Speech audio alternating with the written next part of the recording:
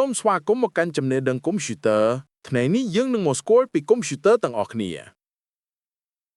កុំព្យូទ័រគឺជាម៉ាស៊ីនអេឡិចត្រូនិកដែលអាចប្រើសម្រាប់ជំនួយក្នុងការប្រមូលរៀបចំគណនានិងផ្ដល់ព័ត៌មានយ៉ាងមានប្រសិទ្ធភាព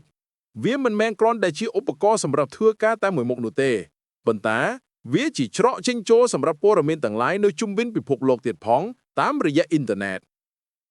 កុំព្យូទ័រអាចប្រើសម្រាប់ធ្វើការងាររួមគ្នាបានដូចជាទំនាក់ទំនងចែករំលែកព័ត៌មានស្រាវជ្រាវកម្សាន្តការងារការិយាល័យធ្វើពាណិជ្ជកម្មនិងការស្រាវជ្រាវវិទ្យាសាស្ត្រផ្សេងៗឡាកុំព្យូទ័រមកពីពាក្យថា compute ដែលមានន័យថាគណនាដូចនេះកុំព្យូទ័រជាម៉ាស៊ីនសម្រាប់គណនា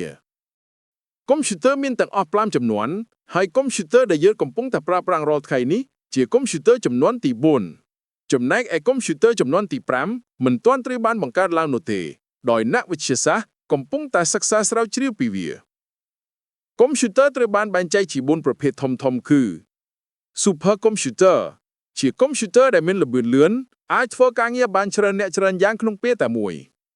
កុំព្យូទ័រប្រភេទនេះប្រើប្រាស់សម្រាប់ធ្វើការងាររួមគ្នានៅក្នុងកន្លែងតែមួយដោយផ្ដុំឡើងដោយទូទំហំធំៗជាច្រើនរួមគ្នាហើយផ្នែកខាងក្នុងនៃទូមានបញ្ចូលឧបករណ៍ផ្សេងៗដែលសមស្របសម្រាប់ការងារនៅក្នុងអង្គភាពដែលត្រូវការសមត្ថភាពធ្វើការខ្ពស់និងធ្វើការកត់ត្រាទិន្នន័យបានចំនួនច្រើនមានសុវត្ថិភាពខ្ពស់គេច្រើនប្រើវាក្នុងផ្នែកវិទ្យាសាស្ត្រនិងយោធាចំណុចខ្សោយរបស់កុំព្យូទ័រប្រភេទនេះគឺវាមានទំហំធំត្រូវការកន្លែងទុកដាក់ធំនិងពិបាកថែទាំនិងមានតម្លៃថ្លៃ Mainframe Computer ជាកុំព្យូទ័រដែលមានមុខងារដូច Super Computer ដែរនិងទំហំមធ្យមបន្ទាប់ពី Super Computers វាអនុញ្ញាតឲ្យអ្នកប្រើប្រាស់បានពី100ទៅ500នាក់ក្នុងពេលតែមួយគេច្រើនប្រើវានៅតាមក្រុមហ៊ុនធំៗ Mini ឬ Workstation Computer ជាកុំព្យូទ័រសម្រាប់អង្គភាពខ្នាតតូចនិងមធ្យមហើយត្រូវបានគេប្រើប្រាស់ច្រើនជាងប្រភេទ Mainframe Computer ព្រោះវាជាម៉ាស៊ីនដែលអាចស្វែងយល់នូវការងារគ្រប់គ្រងនិងបម្រើការចាត់ចែងទិន្នន័យរបស់អង្គភាពវាអនុញ្ញាតឲ្យអ្នកប្រើប្រាស់បានពី10ទៅ100នាក់ក្នុងពេលតែមួយហើយជាម៉ាស៊ីនផ្ដល់សេវារក្សាទុកទិន្នន័យរបស់ Web Page Web Server ដើម្បីផ្សព្វផ្សាយតាមរយៈប្រព័ន្ធអ៊ីនធឺណិតជាដើមគេច្រើនប្រើវានៅតាមក្រុមហ៊ុនសាកលវិទ្យាល័យសាលារៀនវិទ្យាស្ថានជាន់ខ្ពស់អង្គភាពឬស្ថាប័នផ្សេងៗនិង Micro ឬ Personal Computer ជាកុំព្យូទ័រដែលមានទំហំតូចតម្លៃសមរម្យប្រើសម្រាប់តែមនុស្សម្នាក់ធ្វើការងារបានតែមួយក្នុងពេលតែមួយគេនិយមប្រើកុំព្យូទ័រប្រភេទនេះនៅតាមផ្ទះនិងការិយាល័យជាដើម